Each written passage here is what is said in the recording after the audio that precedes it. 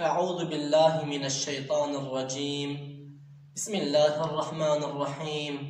الحمد لله والصلاة والسلام على رسول الله وعلى آله وصحبه ومن والاه. أما بعد فيا عباد الله السلام عليكم ورحمة الله وبركاته. Yüce Allah'ın selamı, rahmeti ve bereketi hepimizin üzerine olsun. İnşallah bugün tam bir abdest, böyle kamil bir abdest nasıl alınır onu söylemeye, anlatmaya çalışacağız inşallah. Hani malumunuz Peygamber Efendimiz sallallahu aleyhi ve sellem bir hadis-i şeriflerinde "Men tevadda'a fe ahsene vudu'ahu kharacat hatayahu min cesedih hatta tahruca min tahti azfarihi" diyor.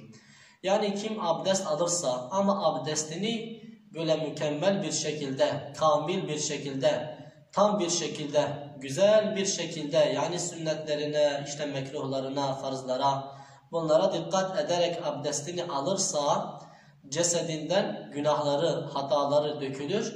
Hatta diyor tırnaklarının altından o yaptığı günahlar inşallah dökülür diyor. Başka rivayetlerde de insan yüzünü yıkadığı zaman yüzüyle yaptığı günahlar dökülür. Ellerini yıkadığı zaman elleriyle işlediği günahlar, ayaklarını yıkadığı zaman da aynı şekilde o da hakeza ayaklarıyla işlediği günahlar dökülür diyor o abdest sayesinde. Onun için biz de tam bir abdest nasıl alınır onu söylemeye çalışacağız. İlk önce abdest alacağımız zaman kıbleye dönmemiz sünnettir. Kıbleye döndükten sonra ellerimizi yıkamadan önce "Eûzu billahi mineşşeytanirracim, Bismillahirrahmanirrahim" diyeceğiz. Bu da sünnettir. Ve ellerimizi 3 defa yıkayacağız. Tabi ellerimizi yıkadığımız zaman parmaklarımızın içini ovalamamız, yani götürmemiz, böyle parmaklarımızı birbirine geçirmemiz, bu da sünnettir. Ondan sonra ağzımıza ve burnumuza su verme vakti geliyor. Ağzımıza ve burnumuza tabi önceki derslerimizde de anlattığımız gibi ikisine beraber su vermek daha iyidir. Nasıl yani? Bir avuç su alacağız. Birazını ağzımıza, birazını burnumuza vereceğiz ve sol elimizle de burnumuzu temizleyeceğiz. Bu bir defa. İkincisi ve üçüncü defa da bunu yapmak zaten sünnettir. Zaten bu söylediğimiz ve söyleyeceğimiz şeyleri 3'er defa yapmak abdestin sünnetlerinden bir tanesidir. Abdestte bu sünnetleri yaparsak inşallah abdestimiz daha iyi olur. Ağzımıza ve burnumuza su verdikten sonra elimize suyu alıp artık yüzümüzü yıkayacağız. Tam yüzümüzü yıkamaya başlarken, daha suyu yüzümüze vurmadan önce niyet getirmeye başlıyoruz ve vurduğumuz zaman da o niyet o vurma esnasında beraberlik etmesi lazımdır. Hani niyet getirmek farzdır. Bir de yüzü yıkamak da farzdır. Niyeti ne zaman getireceğiz? Suyu elimize aldık, tam böyle yüzümüze vuracağız. O zaman işte niyet ettim abdest almaya. O şekilde hem yüzümüzü yıkamadan önce hem de yüzümüze suyu vurduktan sonra da o niyetimiz orada beraberlik etmesi lazımdır. Bir de niyette de en mükemmel niyet "Neveytu istibahate fardi salah", yani namazın farzını helal etmeye niyet ettim. Bu niyet en mükemmel niyettir. Abdestte de, gusülde de, bayanların özel hallerinde de, teyemmümde de, her şeyde bu niyet geçerlidir. Niyet ettim abdestin, yani namazın farzını helal etmeye. O şekilde dedik elimize suyu alıp yüzümüze tam vurmadan önce işte "Neveytu istibahate fardi salah" diye getireceğiz. Tabi yüzümüz neresidir? Yüz demiştik ki uzunluk olarak insanın genelde saçının çıktığı yerden bu çene altına kadar başlıyor, buraya kadardır. Genişlik olarak da kulaktan diğer kulağıdır. İnsanın yüzündeki kılların hepsini yıkanması da farzdır. İsterse kaş olsun, isterse onun dışındaki bıyıklar olsun veya yanaklardaki çıkan kıllar olsun, ne kadar gür de olsa onların yıkanması gerekir. Ancak sakal gür ise, bir insanın sakalı gür ise o insan sadece suyu böyle üstten vurması yeterlidir. Altından ellerini götürüp getirmesi ise, yani sakalını hilallemesi ise sünnettir. Peki sakalı gür olan ne demek? Gür sakal ne demektir? Gür sakal, alimler diyorlar ki bir insanla konuştuğumuz zaman, bir insanla muhatap olduğumuz zaman eğer onun sakalının altındaki cilt görünüyorsa demek ki o insanın sakalı gür değildir.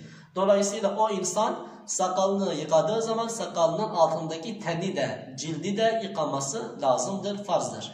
Ancak bir insanla muhatap olduğumuz zaman onun cildi, onun sakalının altındaki derisi gözükmüyor ise o insanın sakalı gürdür demektir. Suyu sakalına sadece yüzüne vurup böyle getirmesi yeterlidir.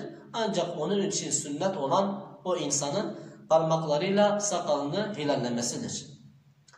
İnsan yüzünü yıkadıktan sonra sıra ellere geliyor. İlk önce sağdan başlamak yine sünnettir. Sağ elimizi 3'er defa yine yıkayacağız. Sağ elimizi tabi dirseklerle beraber yıkamamız farzdır. Dirseklerden sonra omuza kadar ise yıkamamız sünnettir. Hani Peygamber Efendimiz aleyhissalatu vesselam yine diyor ki benim ümmetim kıyamet gününde böyle yüzleri, elleri ve ayakları parlak bir şekilde kıyamette gelecekler. O şekilde kıyamette çağrılacaklardır. O yüzlerinin, ellerinin ve ayaklarının parlaklığının sebebi ise abdest izlerinden dolayıdır. Onun için abdest aldığımızda ne kadar fazla yıkarsak o kadar bizim için iyidir. Tabi fazla dediğimiz dirseklerden sonra dirseklerle beraber omuza kadar yıkamak sünnettir. Onun üstüne çıkmak mekruhtur. Ayaklarımızda da aynı şekilde dizlere kadar yıkamak sünnettir. Dizlere kadar yıkanabilir. Dizlerin üstüne çıkarsa o mekruha girmiş oluyor. 3 defa sağ elimizi yıkadık. Tabi sağ kolumuz elimizle beraber bu elimizin hepsini yıkamamız lazımdır. Hani birisi diyebilir bir ilk abdeste başladığımız zaman zaten ben elimi yıkamıştım. İşte yüzümü yıkadıktan sonra sadece kolumu yıkarsam ve elimin bu avuç içini, elimi, parmaklarımı falan yıkamazsam olur mu? Olmaz. O ilk abdeste başlarken elini yıkaması o sünnetti.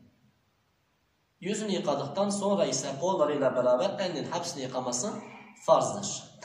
Eğer elinde yüzük varsa o yüzüğü götürüp getirmesi sünnettir.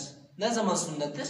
Eğer o su zaten oraya ulaşıyorsa, eğer su yüzüğün altına ulaşıyorsa o zaman yüzüğü hareket ettirmek sünnettir. Ancak o yüzüğü sen hareket ettirmezsen veya yüzüğünü çıkarmazsan o su o yüzüğün altına ulaşmayacak ise o zaman o yüzüğün çıkarılması farzdır. Yani yüzüğü çıkaracağız, hareket ettireceğiz. O yüzüğün hareket ettirilmesi o zaman farz oluyor. Sağ elimizi de 3 defa yıkadıktan sonra sol elimizi de aynı şekilde onun gibi yıkayacağız. Daha sonrasında ise başımızı mesh edeceğiz.